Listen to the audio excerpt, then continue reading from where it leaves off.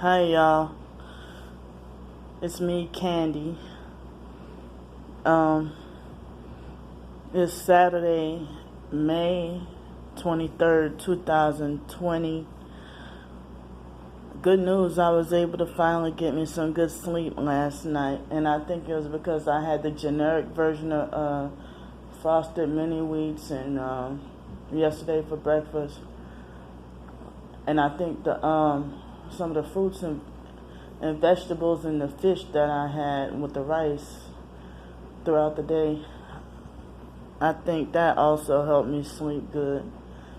You know, I'm pretty sure I slept at least 6 hours. So that's the best sleep that I got since being here. Let's see, it's been uh, 5 plus 18, 23. Yeah, I've been here 18 days.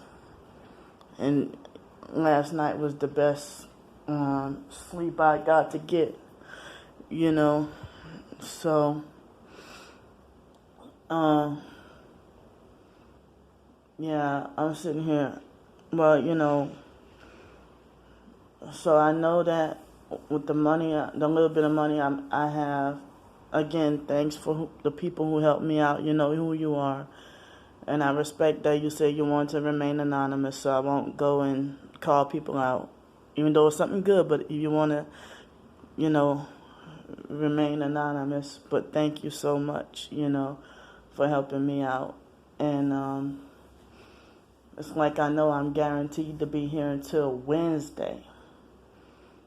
But I mistakenly thought, I don't know, it's May has 31 days. So Friday the 29th, I won't get the $23 check. It'll be on Monday is June 1st. I thought it was Sunday because I sitting there not realizing, yeah, May has 30. I sitting here thinking we're still stuck in April. So May has 31. So it won't be till Monday, June 1st. Then I get the $23 check. Then Wednesday, June 3rd, I get the $780 check. But so me feeling a little, and I know I just feel like such a burden, and it's like I don't want to be a burden. I'm the type of person I would rather have my own or work for my own or be able to help other people, because it's like I heard that I've seen certain forums that say that people, I mean, you get gang stalked no matter what, but some people say that, basically it's more like the temp jobs gang stalk you more heavily. And then when you do get mobbed, I mean, it's easier with the temp job to get blacklisted than a permanent job. I think I've seen that on certain forums, So it seems like all you got to do is sign up for a temp job, and then that's what I've been hearing people say, but I don't know. But it's like the fact that I'm considered disabled, and people say I work too slow, and then if I'm working a manual labor job, like if I'm working a manual labor job like dishwashing, well, that's not too hard, but you end up getting a lot of dishes to wash, and I get told that I work too slow, or if I'm doing a janitorial cleaning job. I mean, like the last job I had with the janitorial cleaning job, I ended up in the emergency room 4 times, and they tried to say nothing was wrong with me. And it's like, I wonder, and that was in a matter of 6 weeks. So, I know it's like, I tried what I could, or if I'm not being bullied or set up or lied on with a job, then I had to end up in the hospital, in the emergency room 4 times, and I try to stick with that job. But I'm wondering if they hit me with the weapons on purpose to make me have symptoms to feel like, and plus that coupled up with severe sleep deprivation, that I would have no sleep for quite a few nights and still go to the pool and it's like me having nowhere to sleep.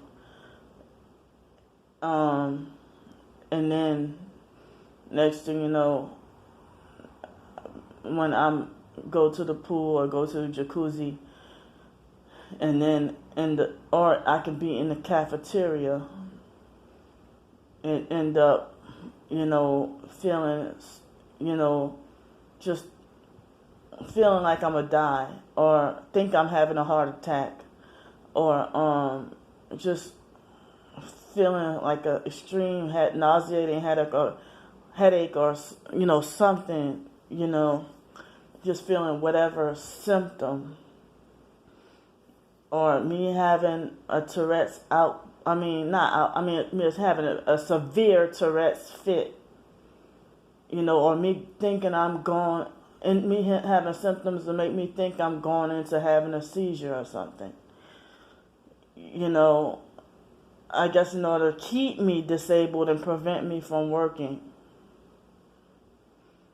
And so, it's like me being bounced around from, job to job, and then people be like, well, ain't nobody gonna hire you. But, I have a whole college degree, and they said that a lot of, target individuals are highly educated and stuff, and that they're forced to make only a certain amount of low income, and then I wonder if that's why all these so-called people in my life are if the so-called people in my life only want to keep me. Those are perps outside distracting me with them outside,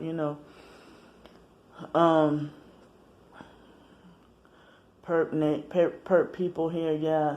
Some perps, I don't know if they were already here or if they, I thought I had some peace, and then I went outside last night and saw a black car. Like the very second I just stepped out for a few seconds, and that black car was already there and had one headlight that wasn't completely out, but one headlight was way brighter than the other, and and that just made me feel a certain kind of discouraged, sour feeling. And they had that lady she drives around in a white Ford Fusion. I think she was here before I got here, and I had my suspicions that she's a perp, So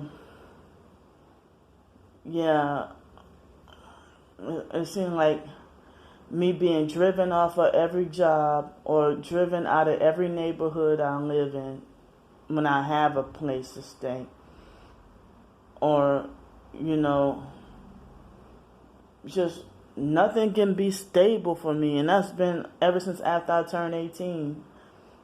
I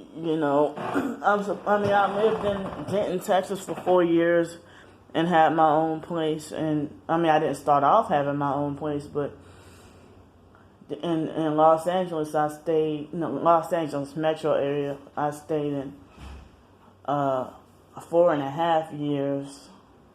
More like, I think it was, a little over 4.5 years. And then, it was like 4 years and 8 months, something like that. I'm not going to try to be exact, but, me being bounced around, or, it seemed like me, when I didn't know I was gang stalked, but one person tried to tell me, you can't keep running, Candy. And then my Aunt Yvonne tried to say that about me and my brother Sean, that we can't keep running, you know. But my aunt, I hardly ever see her, and I hardly ever contact my family, but they all act like they have expert knowledge on everything I do, you know. So, even, I mean, I had to hear from all these narcissistic abusers. 4 years ago, I had to hear lectures about being on a run so much, you know. And my twin sister, around the time that the biological mom, Frances, had died, she used it against me and threw it in my face, saying, "You out there in California with no family, no friends." Her talking like that, trying to copy off of the fake foster family, how they talk. You know, no family, no friends. And then, and you out there by yourself. And then the biological sister Ramona just copied off of what she said. No family and no friends. Why, they ran all my friends off. And then, it's like, and then I went to stay by the brother, fake Krusty Pete, and he said, "Girl, why you keep?" The first thing he got on the phone. I hadn't even talked to him. I don't even talk to him really, you know. And he got on the phone. Where do you think he got that from? Talk of other family, gossip and talking rumors of other family members. "Girl, why you keep moving from state to state with no friends?" No, he said, "Girl, why you keep moving from," like he was on the phone. "Girl, why you keep moving around from state to state with no family?" And then, yeah, that's what my twin sister, she used it against me and threw it in my face, talking about how I bounce around from state to state with no family, and then emphasize no friends. Like as if friends supposed to be more important than family. You know, but they manufactured it that way. And then, but I heard that targeted individuals, you know, can't stay in the same place.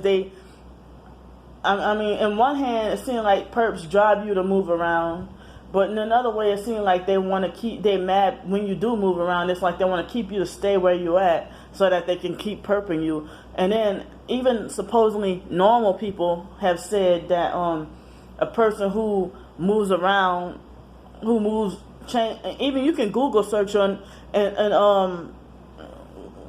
I mean, you can Google search or look it up, that if a person, you know, moves residences frequently, well, how can they don't say that about military people or the rich who can afford to travel? But yeah, poor niggers like me, you know, it's considered having a mental illness for me to bounce around or move around from state to state, you know. And then this lady tried to say, "Oh, you can't keep moving around everywhere. You have to build roots." You know, well, I had my roots. My roots will always be my home, New Orleans, but I'm not welcome there either, you know.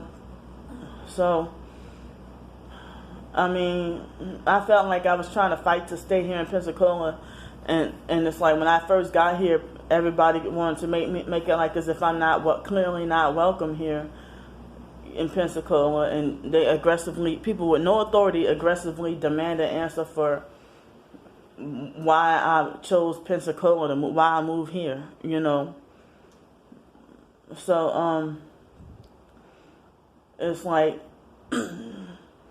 me being, you know, threatened and bullied out of every neighborhood, as you saw with Janet, where I was saying, not with her, she didn't do the bullying me out of the place, but that guy who was the guy who was the perp who was blasting his music and threatened to he threatened to have his friends come with my ass. You know,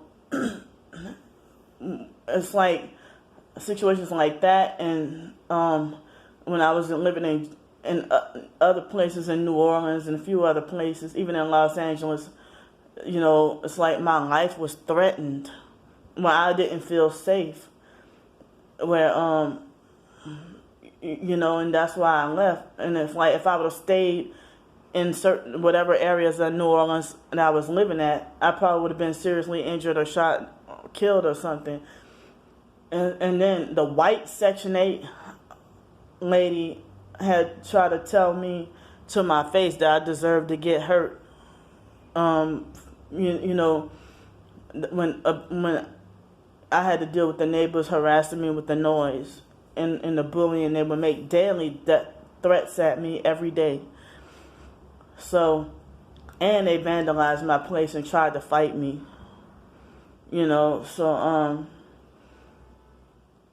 it's like when I left the what's that shelter, that Salvation Army shelter in Greenville, South Carolina, I said I didn't want to stay here no more because I'm having too many troubles here. And then that hardcore Butch Mandike fake Krusty Mary tried to say, you're gonna have troubles everywhere you go. And then she got hateful and started to act different. And when I went down by my brother Pete and then came back, and then that's when she started to but I think she was perping me before I even left too. Yet she's one of those people who claim to be woke to the truth and a Christian, but she's a hardcore Butch Mandike, you know, who don't know the truth. So I'm surprised I was able to go this long. So the storage space on my phone is about to run out, so I'm gonna have to go. I'll see y'all.